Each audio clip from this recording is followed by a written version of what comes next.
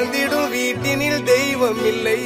பாசங்கள் நேசங்கள் ஏதுமே இன்றி வாழ்ந்திடும் வாழ்க்கையோ வாழ்க்கை இல்லை. பிரிந்தே நாம் வாழ்கின்ற போதிலும் நினைவுகள் நம்மை சேர்த்திடுமே.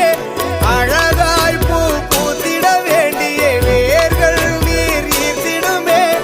இன்னொரு ஜென்மம் அது கிடைத்தாலும் கூட இதுபோல் ஒரு சொந்தம் கிடைத்திட நாம்